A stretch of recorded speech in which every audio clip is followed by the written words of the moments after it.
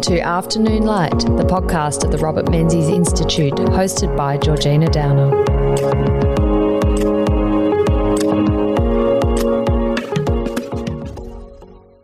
When Robert Menzies began his Forgotten People broadcasts in 1942, the centre-right, of which he was part, was in crisis.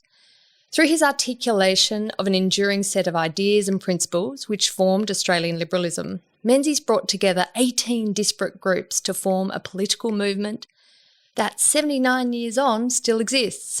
But it's fair to say that today's party of the centre-right across countries like Australia, Britain and the United States have seen better days. Joining me to discuss the challenge to the centre-right is Fraser Nelson, editor of The Spectator. Welcome to Afternoon Light, Fraser. It's a great pleasure to be here. It's great to have you on, and we're very much looking forward to you delivering the Menzies oration on the 19th of October. And your predecessor, last year's orator, was someone you have actually quite a bit in common with, I was reflecting, Jonathan Sumption. You delivered the Keith Joseph lecture in 2010, and he wrote a book with Keith Joseph in 1981. Yes, Jonathan Sumption is one of the great minds. We call him the cleverest man in England, yes. Generally speaking, at The Spectator. And I think his speech to Robert Menzies' dinner last year was absolutely a landmark even in his own thinking. He was pointing out that the great problem with society wasn't so much that implemented lockdowns without really any proof that they worked, but the fact that so many people wanted, demanded, were begging for these lockdowns. And he detected in this a kind of popular demand for less freedom, less liberalism, more direction from government, government doing more to protect people. And the more you expect government to protect you from the day-to-day problems of living, the less freedom you will take in return. Now, he was basically saying that there's no point us blaming the politicians because they will just respond to what the public wants. Yeah. And if the public want less freedom, then that has got pretty big consequences for conservatism. And I think in that speech, he made a point more subtle and more profound than anything that I've heard any of our politicians make over here in London, that we need to reflect that there is a social trend right now away from freedom. And there is an expectation that government will protect us from more of life's ups and downs. And one of the tricks for conservatives is to try to make the case for liberty, to try to make the case for freedom.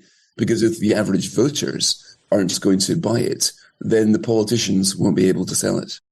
Yeah, and I mean, one of the other points he made, which I was struck by, is how rare democracy is. I mean, particularly liberal democracy. And in the end, democracies tend to commit suicide rather than be attacked and brought down from without. It is actually internal desires and problems, crises that end them. And normally it's a crisis of confidence. Normally it's when the society looks around and says, you know, we are not good people. And you can see that right now. Yeah. You can see so much debate, which is looking at how terribly racist we all are, even though as a Western civilization, we have never made more progress against poverty. We've never made more progress on the environment. Certainly in Britain, in many ways, is by no means an expert in Australia, but I've been looking at the metrics. All of these things, racial injustice, we're living in a golden era of progressive success. And yet the narrative is that this is all a terrible failure. We need to take drastic steps to stop it. And of course, you guys are having a referendum about the very basis of your democracy in about a week's time. So it seems to be a strange combination of social and economic achievement at the same time as a crisis of confidence. And that's happening in America, in Europe and Australia.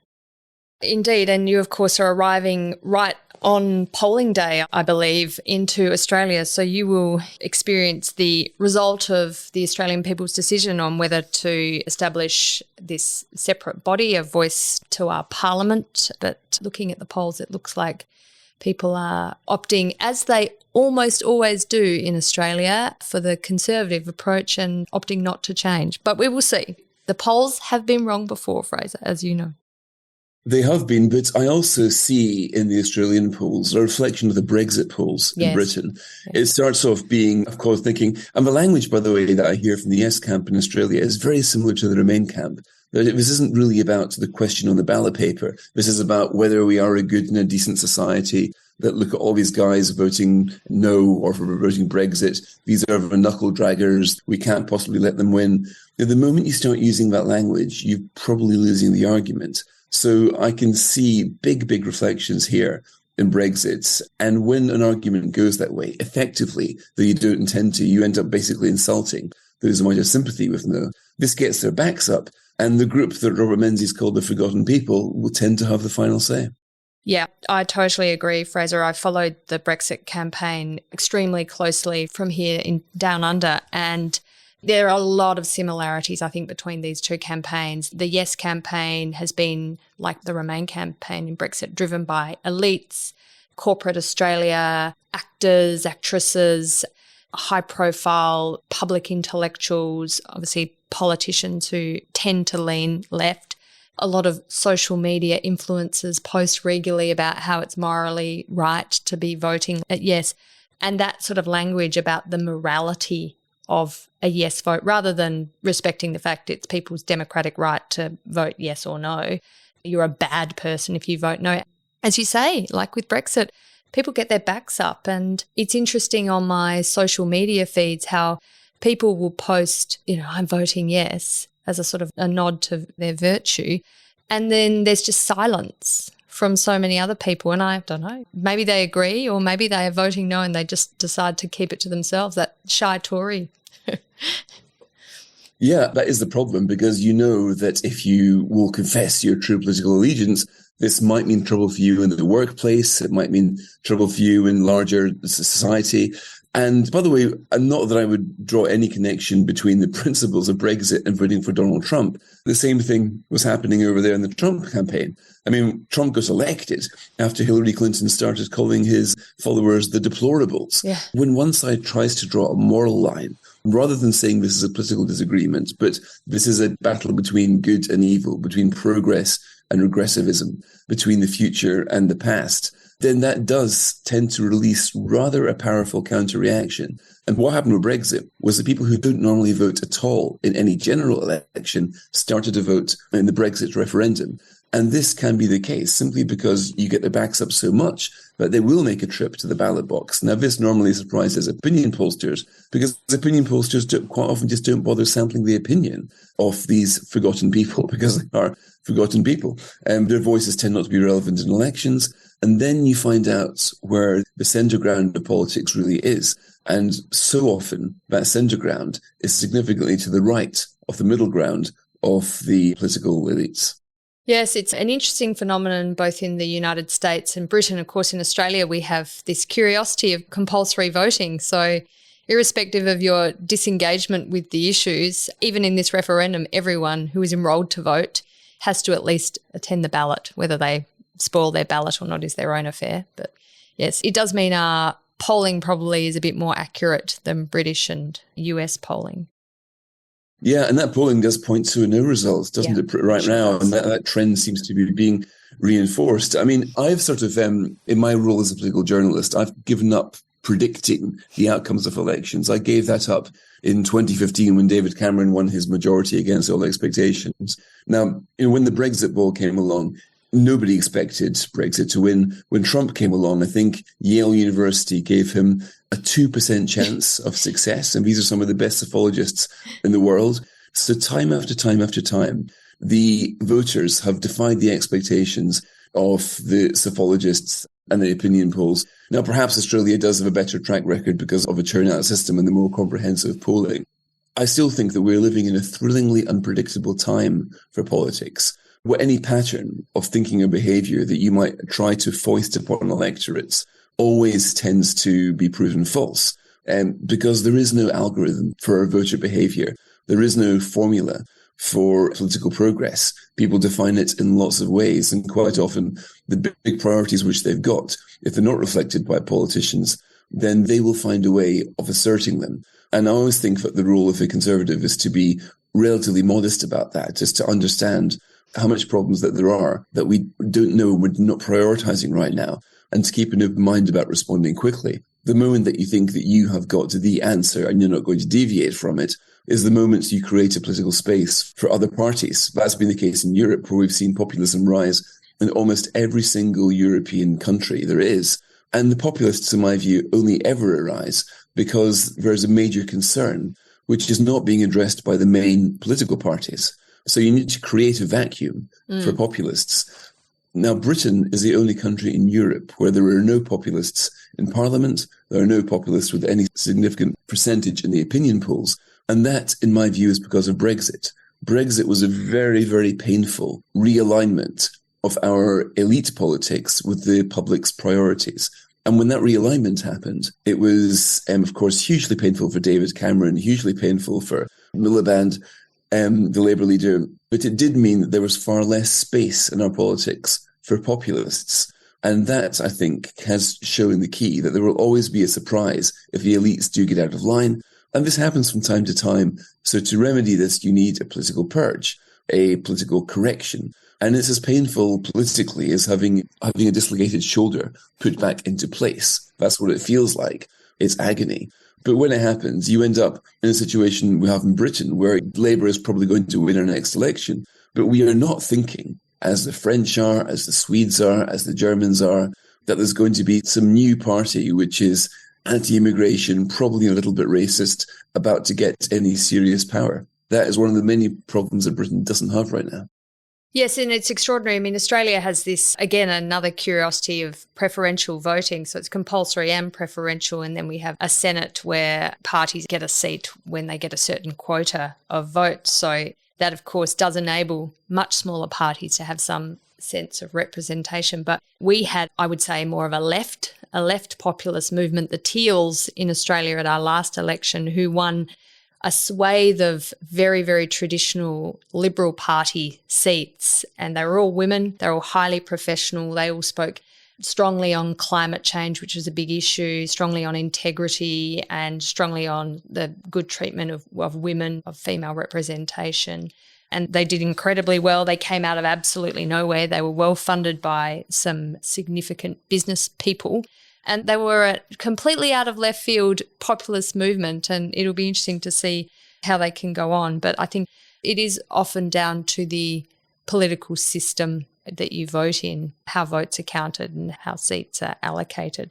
But Fraser, I did want to get on to conservatism and some of your thoughts. You've been at Labor Party conference and the Conservative Party conference over the last 2 weekends, so you're probably feeling a little world weary now after all that conferencing. But I mean, it's fair to say, despite the fact that Conservatives have been in government for 13 years, isn't it, since 2010 in Britain, it's not a great time for them. I think the last poll I checked, they were 10 to 15 points behind.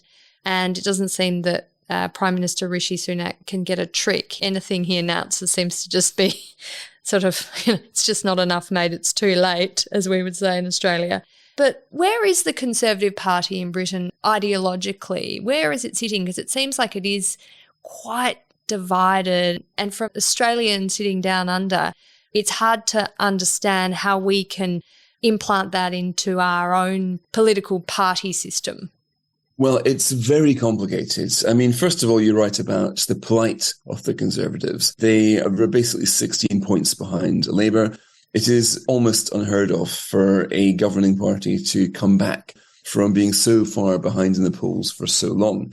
And by the way, the 16 points is quite good for them. They're normally 20 points behind. If you look at the betting markets, as I do time to time, it will say that there is a 91% chance of Labour winning the next election. And broadly speaking, I would say that sounds right to me. The problem is the majority the Conservatives are defending was won by Boris Johnson. Yeah. It was won by him straight in the aftermath of a Brexit vote where he managed to convert the Brexit coalition of voters. We're talking a whole bunch of working class, normally Labour voters in seats in the north of England or don't normally vote Conservative. He managed to turn that into a political coalition and persuade them to vote for him, not necessarily for the Conservative Party. Of course, in our system, you go into a polling booth and you will choose your local candidates and his party or her party. But quite often the tone of the campaign is presidential. So Boris Johnson would say, look, it's me versus Jeremy Corbyn. I'm going to get Brexit done properly. And he managed to harness that sense of optimism there was in the country about the new turn that Brexit had just taken, or the way that a lot of people saw it. It was a heroic step that the British had made, that in defiance of all the leaderships of all main political parties, in defiance of the trade unions, of all the employers' unions, we had voted no as a country, albeit by a slim margin of 52%. Now, because the Conservatives didn't lead this vote, they weren't quite sure what to do with it when they arrived. Boris Johnson himself was a late convert to the Brexit cause, and they really struggled to come up with a kind of follow-up for this. They sort of said, okay, well, Brexit, we're going to control immigration. And broadly speaking, that should mean that there's going to be higher wages for lower skilled people here because mass immigration has decreased lower wages. So they tried to put together an agenda, and the spirit was willing, but the flesh was weak. In the end, Britain has ended up pretty much doubling immigration. We had 1 million immigrants come in the last calendar year where it was announced. Then lockdown came along, and lockdown changed everything, as it did in lots of countries. Now, looking around the world, there aren't that many governments who implemented lockdown, who survived the political aftermath. It was a gamble. It was unscientific gamble. It caused untold kind of economic and social problems. My wife is from Sweden, and as a result, I spend about as much of my time as possible in Sweden. And there, they didn't lock down. And they had minimal economic damage, no economic disruption. They weirdly chose the most liberal thing to do, where who else was in power, either in Australia or in Europe, left or right. They went for the same quasi-authoritarian response on the basis of no real public health or scientific backing at all. And a lot of them simply weren't forgiven for it. Now, this completely destroyed Boris Johnson's liberal vibe. He had been positioning himself as the man who believes in merry England conservatism, who wants to save you from a nanny state, to let people do what they want. But after lockdown, that became very difficult. The economic damage became so big. The educational damage is probably irreparable. And then Boris Johnson just never quite managed to stabilize his government after that. So you end up with this debacle of not him being forced out by a small bunch of plotters. He ended up with so little support in his party that he couldn't find enough people to serve in his government. This is the first time it had ever happened in the British context. So we had to resign. And then we had the Conservatives' leadership contest. Now, they rigged that contest. They allowed 5 or 6 people to stand. And there was a candidate, Kemi Badenoch, this Nigerian immigrant, one of the very few immigrants to reach the top of British public life. And she was very, very popular. Polls show she would have won the contest had the Conservatives allowed her to go through to the membership. But they didn't. They only allowed the 2 candidates with the most votes amongst MPs to go through. That was Liz Truss and Rishi Sunak. Of those 2, Liz Truss is the better campaigner, so she won. Now, that was a disaster. That lasted for 44 days. But during that disaster, she pretty much destroyed what was left of the Conservatives' reputation for economic competence. Now, when that happened, Rishi Sunak, who's, by the way, very competent in economics, probably the cleverest guy ever to sit in 10 Downing Street, came along to repair the damage. But the damage was simply so great that he hasn't been able to make much progress. And now at the Conservative Party conference, he's positioned himself as the man who's going to make long-term decisions, but he's defining himself against what he calls a 30-year consensus, a failed consensus. Now, he's choosing 30 years because he wants to lump together Labour and his Conservative predecessors, David Cameron and Boris Johnson. And it's a bit of an ask, really, to say that the choice is not really between Labour or Tory. The choice is between me and the consensus, and my opponent is part of the old consensus. I'm not sure if voters are going to do that. I think voters are going to think to themselves, do the Conservatives really deserve a 5th parliamentary term? And I suspect those voters are going to decide, no, they don't. No, well, it sounds like that's exactly going to be the decision. It would be interesting, Fraser, to understand what are the internal fissures within the Conservative Party at the moment. In Australia, we would see there being quite a divide between the sort of left of the capital L Liberal Party, who tend to be very socially liberal, socially progressive, and then economically quite conservative, and then On the other side, the right of the party, they would be much more socially conservative, and then economically they're quite happy with a bit of big spending and state control over markets, state intervention into markets. So you do see that divide quite a bit. And depending on the political cycle, it can be the death of the Liberal Party is nigh, the Liberal Party won't make its 80-year anniversary next year, or in the good times, the differences are smoothed over and the party is a broad church and all committed to basically the individual and individual freedoms. Well, in the UK Conservative Party right now, the various factions, their identities has been subdued by the fact that 3 out of 4 of these MPs think they're going to lose their seat at the next election. So the survival instinct has kicked in and has supplanted their overall political preferences. Right. Now, when it comes to culture, the Conservatives are actually quite socially liberal. There's no, the Conservatives were the party that brought in gay marriage and they still support that. The only question is how actively to fight the woke wars, as it were. Yeah. Now, I was talking earlier about Kemi Badenoch, who, by the way, is a former colleague of mine at The Spectator. So she follows footsteps of Nigel Lawson and Boris Johnson and Ian MacLeod as being Spectator journalists to also be very prominent in politics. Now, Kemi believes, and I think she's right, that there is a new generation for whom wokeness or identity politics, whatever you want to call it, is now the dividing line in politics. Now, I grew up in the Cold War. For me, that was the dividing line. You can argue, so for some conservatives, the dividing line is high tax versus low tax, or strong in defense versus not so strong. For some people, the dividing line still is Brexit versus Remain. But for a new generation, the dividing line is whether you're going to succumb to identity politics and see what Kemi regards as the revival of racism, effectively. The revival of the idea that people should be a skin color first and a person second.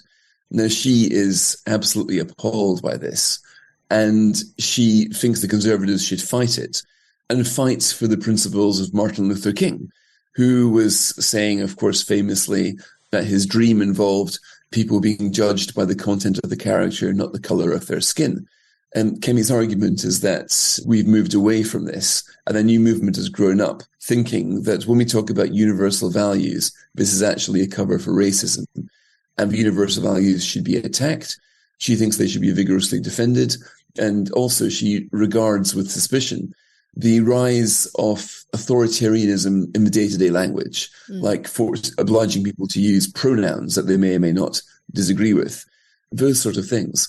Now, Rishi Sunak is a bit less comfortable with this. He thinks, look, this is all a bit sort of Twitter, it's all a bit culture wars. Let's not really engage with this. I mean, yes, a woman is a woman. He said that in his party conference speech as if he was saying something controversial. The controversy, of course, is whether you regard a trans woman to be a woman. But he wants to dial that down, where Kemi wants to put this front and centre, saying this is the new Conservative battle. Now, I think that she is right, certainly for a younger generation of voters.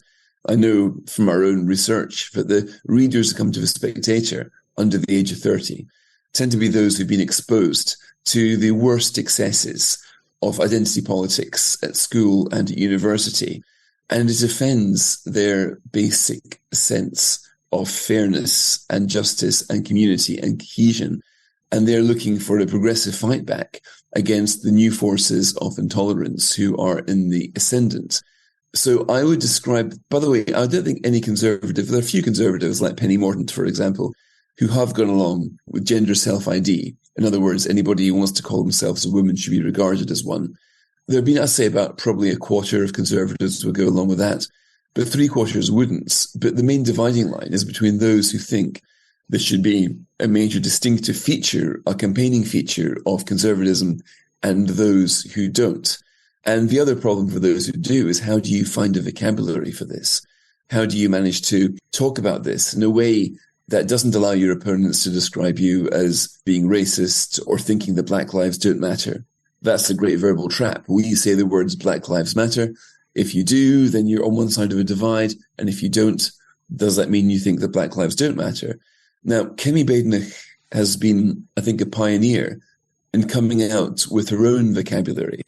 And of course, the fact that she is a Nigerian immigrant who chose Britain and is probably the most, I want to say vicious, but I don't mean vicious. She's the most muscular defender of British liberal values that I know in Parliament, because she comes from a country where politics is a lot more visceral, a lot more competitive. And she believes you do have to fight and fight again for the values and the principles that you love. That's her sort of politics. And I suspect that if Rishi Sunak does no longer become Conservative leader, then it's Kemi and her style of conservatism that will succeed him. But for now, it's just too late, because the Conservatives are adopting the brace position ahead of the crash of the next general election. Which is very sad when it all boils down to an individual politician's survival rather than actually, I guess, what Margaret Thatcher and Keith Joseph were committed to, the conviction politician who will put it on the line for what they believe in rather than just to save their bacon. The funny thing is that Rishi Sunak does have principles, but he's on the position of, okay, we can't go for these principles now. We need to do something before we get to that point. That was David Cameron's point of view. That was George Osborne's point of view. These principles are fine, but just not yet. Let's implement them later, after X, Y, and Z. And the problem is that X, Y, and Z never seems to end. So you end up with the Thomas Aquinas view of conservatism. Make me a conservative lord, but just not yet. How does the Conservative Party overcome? It's an issue that the Liberal Party, I think, in Australia is grappling with, especially with the rise of the Teals in their heartland seats. How does the Conservative Party grapple with those voters who were traditional Labor working class voters from, say, the north of England beyond that red wall, who either didn't vote or they really didn't see the Conservative Party as their political home, but something about Boris Johnson's rhetoric and campaigning around Brexit attracted them to him, and they presumably are now looking at the mess of the Conservative Party's messaging at the moment, thinking, not sure if it's the home for me. But how does the Conservative Party win those votes, but at the same time win some of their heartland, the nice electorates in Surrey, with people who are professional, traditional Conservative voters, probably quite socially liberal, focused on issues that probably are less hip pocket and more fashionable? Well, this is, of course, the split. I think one of the trends that we're seeing in all Western societies is the divergence of cultures within cities and the regions. So the metropolitan areas tend to be getting their own very powerful agenda, that you want to be adopting fashionable causes, absolutely adopting the net zero agenda, and doing a whole bunch of things because it's an exciting new movement here. And also the cities tend to have been more prosperous over the last sort of 10, 20 years at the expense of the regions, where people seem to feel undervalued and overlooked. Now, this is, of course, a challenge for any kind of one nation conservative, because you want to be able to talk to both. Now, this has been more of a trap, I think, for the left than it has been for the right, because the lefts tend to gravitate towards these metropolitan liberal values. So they will go a little bit overboard with net zero. They will tend to adopt a more extreme interpretation of environmentalism, which overlooks the fact that you are basically conspiring to tax the poor out of the sky and off the roads, and to make huge economic sacrifices off the low paid in order to pursue an objective which probably wouldn't even move the dial on climate change. So that's trap number one for the left. Trap number two for the left is to get caught up in the culture wars, effectively, to regard it as progress rather than culture war, rather than see it what it is, and also try to expand your definition of what proportion of the population should count as racist or sexist. Now, when the left do that, it should present a fairly easy opportunity for the right simply to be a bit more open-minded, a bit less prescriptive. This is what Boris Johnson did. He was hoovering up Labour votes, not because he really had won them over. I mean, sure, they were interested by his prospect of having a post-Brexit project. But what had really happened was that the Labour Party had abandoned them, steadily abandoned them over the course of 2 decades. So they were in the market for a new political home, and one that Boris Johnson was able to offer them. Now, the same is true for Trump, by the way. If you look at Trump's voters, you can see they're in the same sort of demographic. And in Europe, continental Europe, populist voters tend to be in this graphic as well. It's the lower middle class, working class, what in Britain is called the C2 voters, the sans-culottes, as they're called in French. The similar sort of people there who you can respond to by the parties that have done it well have tended to use, first of all, patriotism, because patriotism and love of your country tends to be an unfashionable concept amongst the metropolitan elites. It seems to be regressive, to have a racial component sometimes. And this underestimates, I think, how the nation state has got a social component for a lot of those who feel on the losing end of globalization, who feel that globalizing trends is making life worse for them and their families and their communities. They quite understandably look to the nation state for protection. Now, this has been a big problem in Europe because the nation state has been constantly undermined by the EU, and the symbol of this has been migration, letting in hundreds of thousands of people who introducing a whole bunch of social problems. In Sweden, for example, there is just a staggering gang crime problem right now, whereby Stockholm is way bigger than London now per capita for gun crime and shootings and the rest of it. And you can see similar versions of this all over Europe, but your average voter sees the nation state under threat. Of course, you in Australia have managed to defend this quite well. I think Tony Abbott's policy on turning back the boats, for example, is the sort of thing that the Conservatives are reaching for now. But going back to the overall point about the demographics and the voters and how you reach them typically with a language of patriotism, because by and large, they do love their country, and that doesn't make them bad people. You don't make out that they are racist or sexist because of the pronouns of a language which they might use in a day-to-day place. You're a little bit more sympathetic about the fact that globalization does benefit the university-educated city elites a lot more than it does those who didn't even finish school. And you need to have a narrative that doesn't make those who finish school think that they're now regarded as the roadkill of globalization. You need to come up with policies that will give them dignity, that will persuade them that there is a brighter future for them can be built. A lot of Brexit was about that. So there are lots of things that you can do, but to do this, you need to accept the opprobrium of the metropolitan elite. And quite often you need to spend an election campaign being called racists and sexist or all sorts of other things, or bigots by a lot of the city's media elite. Now, that's what Boris Johnson did. He spent that campaign being called Islamophobic, a bigot, a sexist, all sorts of things. The same was Trump. He was called all sorts of names throughout his campaign. It goes to show you, in my view, just how ineffective the media is now in telling people how to vote. But it does mean that you have to fight a campaign defining yourself against almost some of the more recently invented fashions and hastily assembled altars in front of which we're now expected to genuflect. If you want to come up with a sort of conservatism that will appeal to voters right across the country, the small towns as well as the cities, then that needs perhaps a more coarse sort of vocabulary, but certainly a political message that is going to lose you votes in the places where if you're a politician, you tend to live and work. And that can be quite difficult for a lot of them. Yes, and it's something that came up in the 2022 federal election in Australia when the Liberal Party lost seats to the Teals. There was this debate whether the Liberal Party should just give up on those seats, these sort of inner metropolitan seats, highly affluent seats that they had always won, never ever had an issue winning. They'd take them for granted and put the campaign funds elsewhere around the country.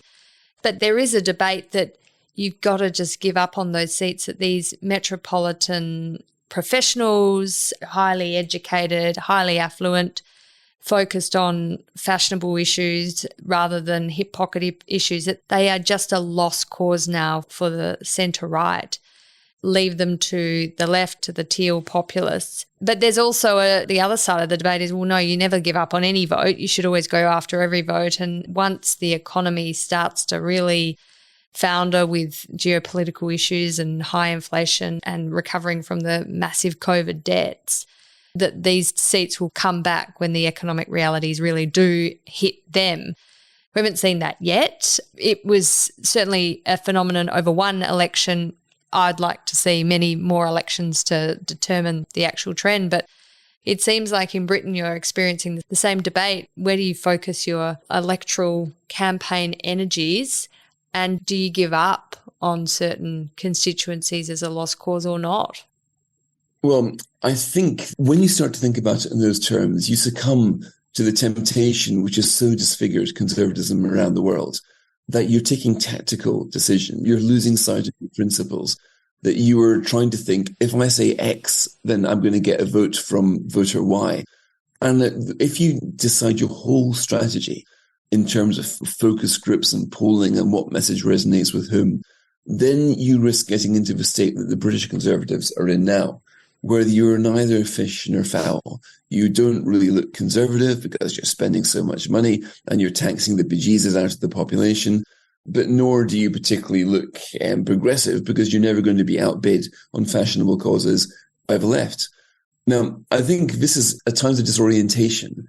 It behoves conservatives to go back to first principles. And the problem, because conservatives aren't ideologues, that there isn't a sort of founding text here, but you can look upon the basic messages which previous leaders have done. Now, in my case, everybody in conservatism has got their own sort of heroes. In my case, I'm more of a Thatcher Reagan kind of guy, I think, because I would describe myself as liberal more than the conservative. And I think both of those two described essential liberal values. And of course, in Australia, you guys don't have a conservative party, you've got a liberal party. Yes. Which Robert Menzies put together. And for precisely these reasons, this is the principles he was saying that should unite all of these various factions and we can fight for liberal beliefs. And I think that's simply what you do. But these things should have universal appeal. And what you do, rather than thinking how you can come up with a trick to win this voter X, Y, or Z, you can simply go back to your principles and try to explain why these are progressive principles, why these will lead to a more cohesive society, a fairer society. They will mean greater environmental progress, and they will take the country as a unit together more. And so you can try to just find people to buy your politics, to try to do your best to take the voters to where your politics are, rather than take your politics to where you think the voters might be. If you do it the wrong way around, then you just end up in a mess that is not liberal, that is difficult to reconcile with any sort of coherence. And this isn't about ideology. This is about a simple question. What do these guys believe? Do my values align with their values? Now, a lot of voters will vote out of economic self-interest, but that used to work for the Conservatives back in the day, where you'd win the prosperous cities by saying, well, you know what, we believe in low taxes, low regulation, sound money, and we are going to get votes from people who have done well economically and they want the system to continue. That stopped working for conservatives around the world some time ago, because what happened was that the rich elite started defining themselves more on their fashionable values than the economic self-interest. Now, when that happens, then the economic play won't work and you need other ways of trying to sell it. So the way of selling economic liberalism now, I would argue, is trying to point out its successes. This is the best method for allowing people to help themselves, to help their family. Though people who voted for Boris Johnson, they didn't want government handouts. They didn't really want subsidies. They just wanted the ability to help themselves, help their families, help their communities a little bit more. They would like a government that would take away less of what they earned, and a government that looked at them not as charity cases, but as equal citizens who deserved more agency and more respect in the national conversation. So there are a whole bunch of ways that you can do this. So I wouldn't necessarily say it's about giving up on any bunch of voters, because I think that conservatism, if sold properly, has got far more of an appeal to your average prosperous Australian or Brit or German. The way to sell it isn't on these one nation principles, that we cannot now engage in some new divisive form of imported American wokery that is going to re-racialize society. That's the Kemi Batenlich word, by the way. She introduced it at the conference, to re-racialize society. Yeah. That conservatives stand for universal values. And if you care about equality, then you care very much about making sure your representation treats everybody equally. As far as I can work out, that's one of the principles behind the No campaign in Australia, the need to treat everybody equally, not to come up with a new formula which would treat people of different races differently in a democracy. So these universal values are still worth fighting for. And in my view, this will be the next conservative mission. Whether the Conservatives are in a place yet where they can understand or articulate that is another matter entirely. It sounds like, Fraser, from what you've just said then, that we need another Margaret Thatcher. Maybe that's Kemi Badenoch. We'll see. But I grew up a child of the 80s, similar age to you, 80s and 90s. So Margaret Thatcher was my absolute political hero with Ronald Reagan, and that clear articulation and conviction that she had around a set of values and principles, and her huge bravery in confronting vested interests, organised labour, a totally broken system, but with hugely influential groups pushing back at her, trying to reform it. And she was successful, and Britain was the better country for it. But it takes huge bravery to do that, and belief in what you stand for. And as you say, not sitting there looking at the polls and, will we win these seats if we announce that? And, a bit of pork barrelling here. Maybe that'll flip a few more votes. I think the time for the conservative politician is now. Well, it's funny. There's an expression that British Conservatives use. You have to go through Heath to get to Thatcher. In other words, you need to go through complete despair and bedlam before you can rediscover your principles. Now, perhaps Australian Liberals are in that situation now, given that you've got Tasmania and pretty much nothing left. British Conservatives perhaps will have to endure a pretty big defeat to be forced to go back to principles, to what they stand in, and how that is interpreted and explained to the modern world. So that's my gut feeling right now, that they have been able to renew in office. It will take a defeat, but the Australian Conservatives or Australian Liberals can at least say that you're a few years ahead of us in that process. Indeed. Well, Fraser Nelson, absolute delight to have you on Afternoon Light. This is a great taste of the conversations to come and your oration to come, and we're very much looking forward to hosting you here down under. I can't wait to come, Georgina. Look very much forward to seeing you in Melbourne. Thanks, Fraser.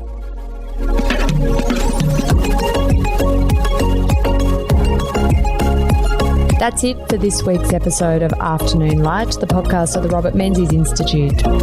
Please make sure to subscribe and catch up on our latest online content on our website or on Twitter, LinkedIn or Facebook.